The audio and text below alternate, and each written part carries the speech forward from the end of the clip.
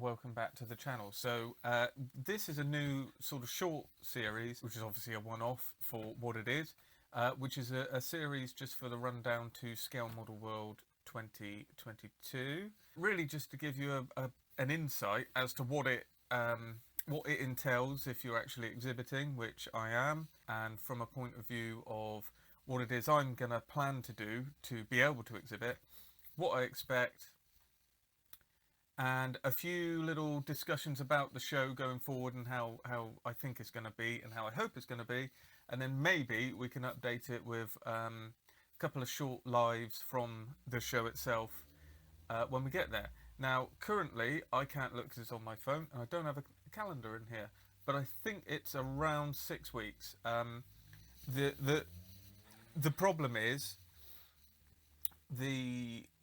it's kind of in the first week in November, but that first week in November really it's all about getting things boxed up. It's not really experience would tell me there's not really a week where you can do anything. Although my first year when I went, I do remember that actual week, so it was the 1st November to the 9th of November, I actually received, filmed, built and took the Edward FW190A4 when it came out, the kind of new re-release of the 190s that they did.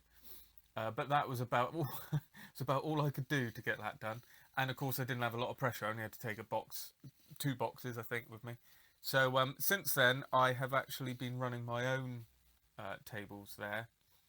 And then this year it's probably going to be as extreme as it's ever been, because there's two tables that I'm running independently, and then I'm I'm the chairman of another club, so sort of the figurehead as it were, but everyone else I think is going to actually be doing the work, but I need to obviously be across 3 tables.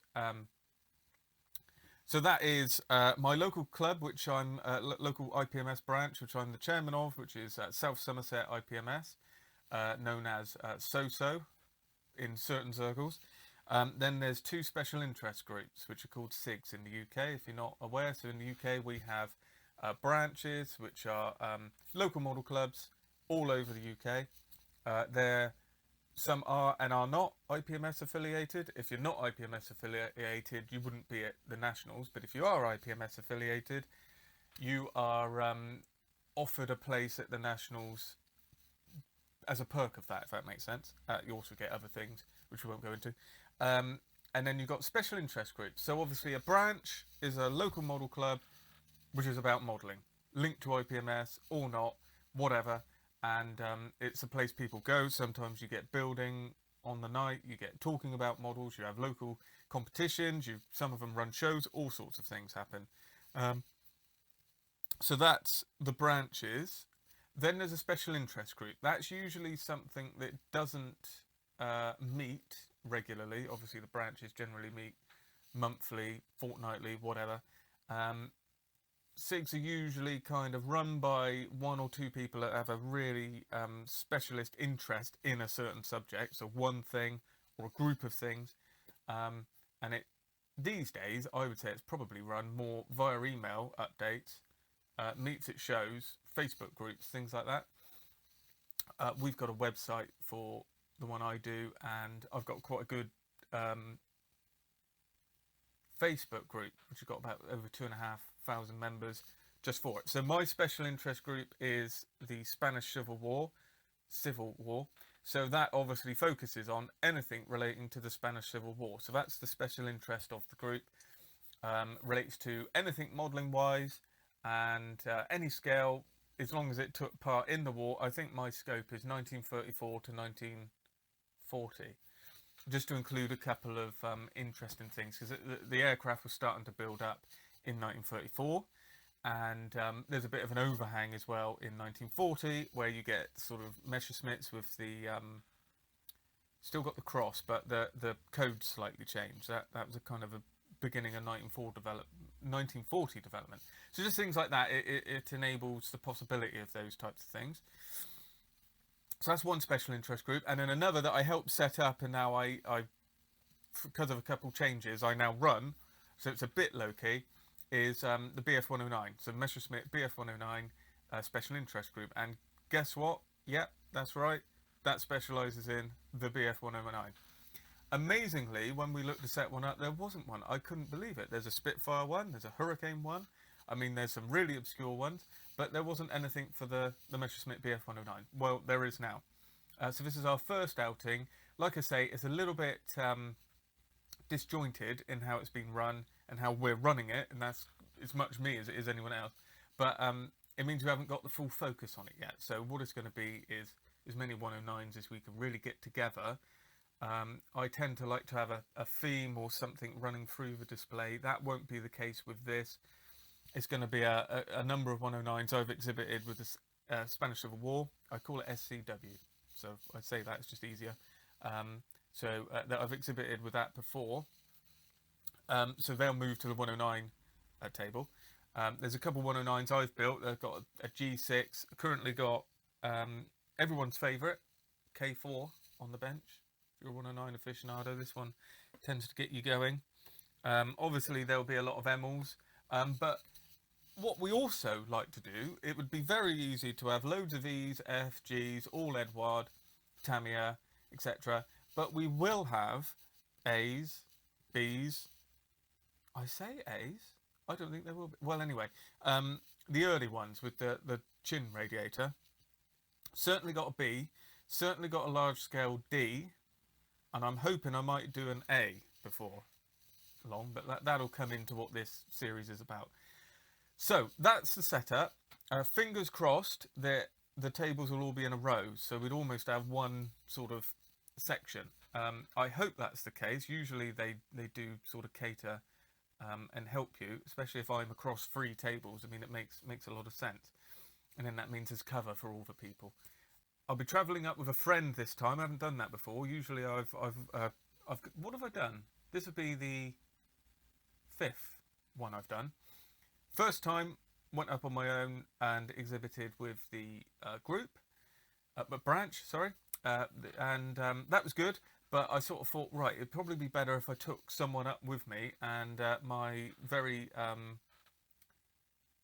agreeable partner was happy to come with me. So she's done 3 years as well. We basically run the SIG together on the day, and then she would go off. There's like a shopping centre, not to do her a disservice, but she would go and do the Christmas shopping.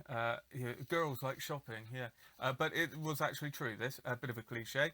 So she'd go and do that, and then I'd run the table, and we'd, it's more interesting when you're with people.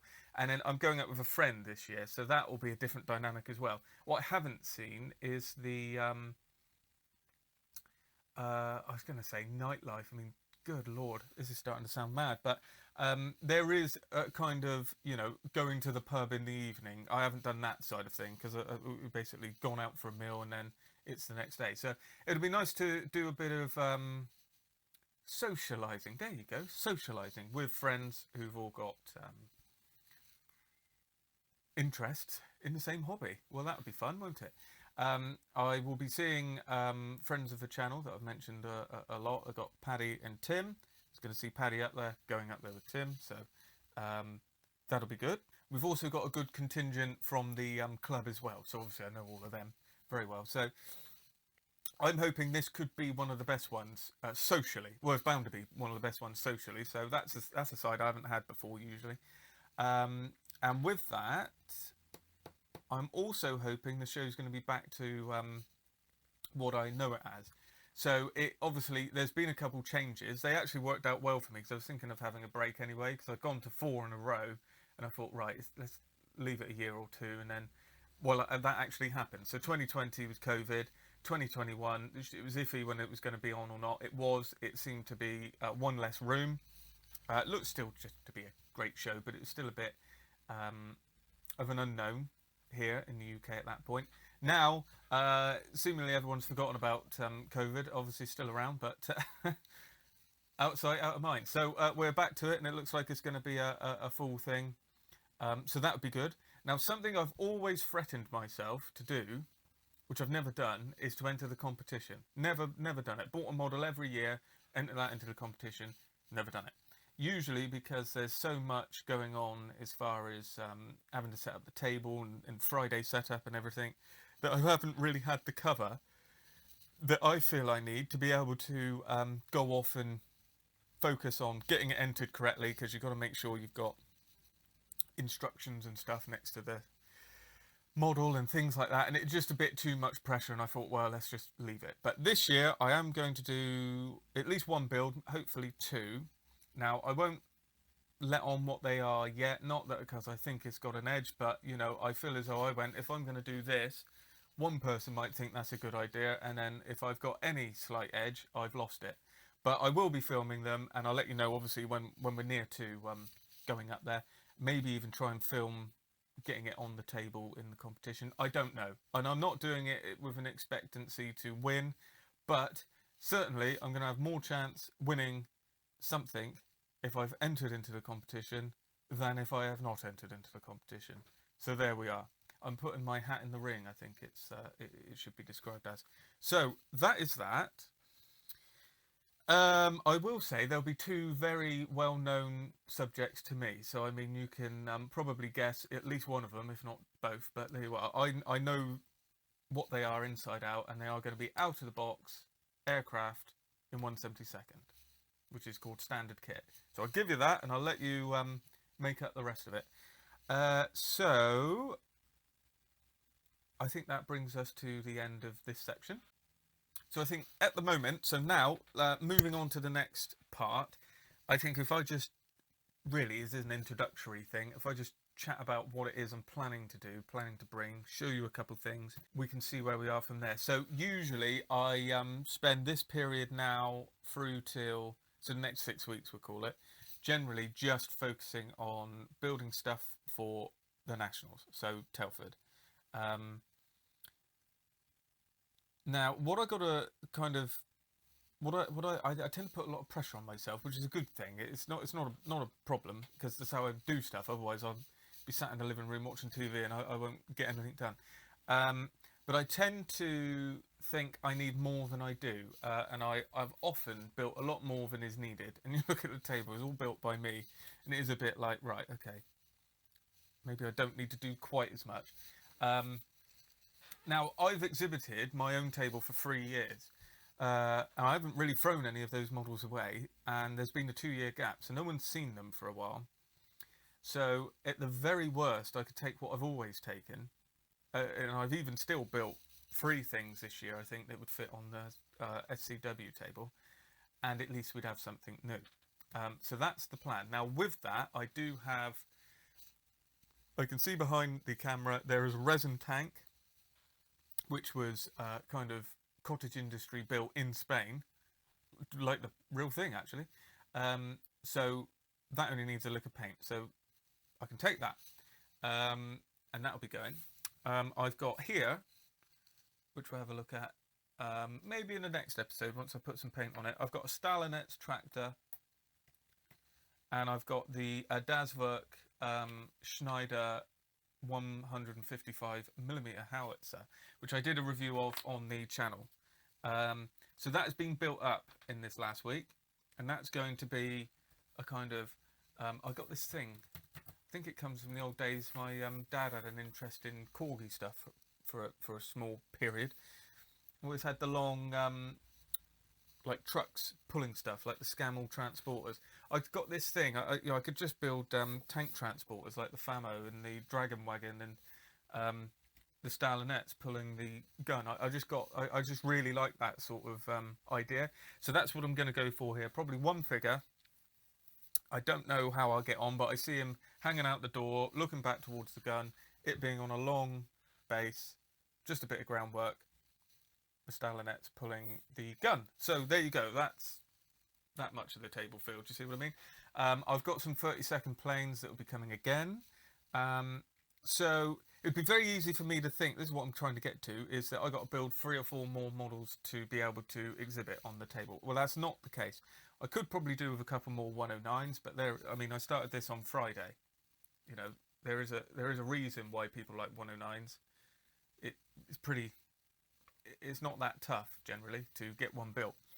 But that's it. As far as the club table as well, I've got plenty done for this year. So that leads me on to thinking, you know, a couple of days ago, it was like mad pressure. I'm just going to build, build, build. Personally, I've got the week off now, which is good. Bit of a silver lining there, but that's the uptake of it. I've got a week off, so that's good. And if you will have been watching the update videos, so the Scale Modelling Weekly videos, you will have seen it was getting a bit busy still, the heat was coming, etc. Well, good old England, that's all passed through. Work is still busier than it usually is. That's why it's caught me out. There's a lot more going on than I'd usually expect it this year, but that will quickly dwindle down. Everything comes, doesn't it? So last week I was ill with a like flu-y cold for about 10 days. So that put a dampener on things. So really, I've been coming back in here since the beginning of September, but there's been a number of hurdles I've had to jump over. But I feel like I'm over them now, he says, touch wood. So going forward, these will be weekly updates all the way through until we go to Telford. Maybe even, like I said, one or two popping up when I'm up there. So I will show you what I'm building as I go through. As far as builds, most of the hard work's done. Most things are built. So it's just down to painting. And again, you know, some of these are table fillers. They don't need to go to the front. They can go to the back. They don't need to be done and finished off perfectly.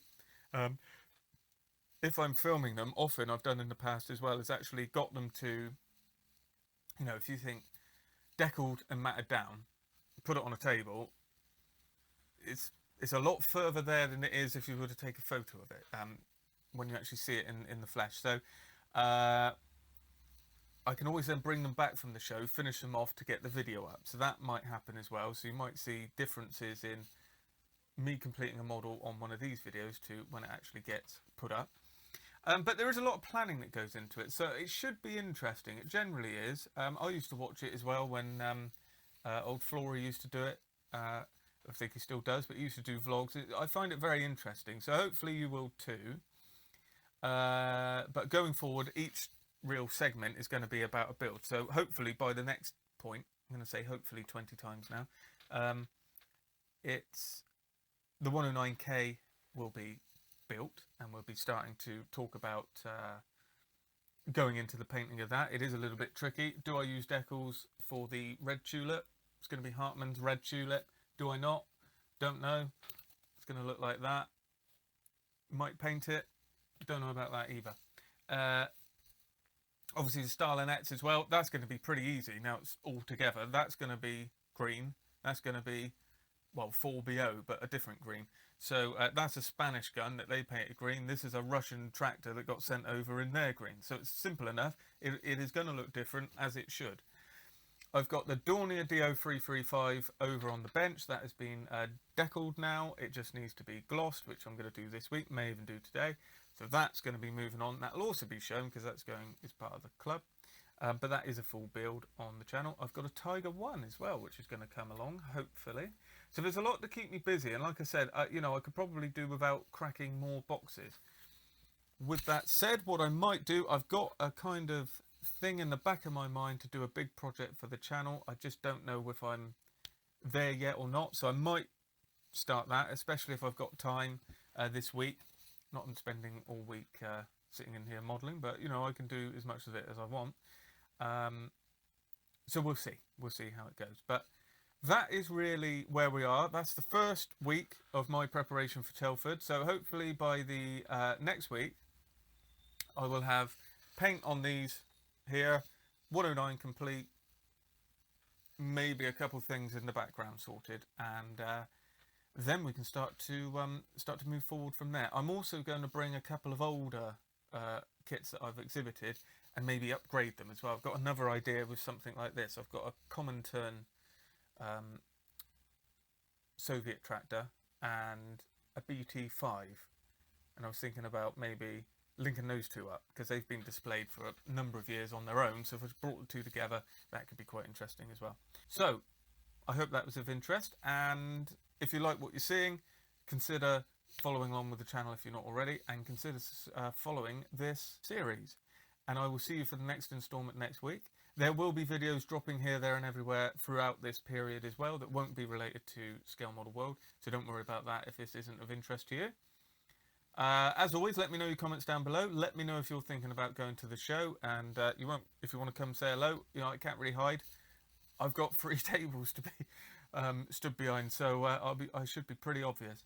And it'd be interesting to hear your comments, and I'll see you in the next video.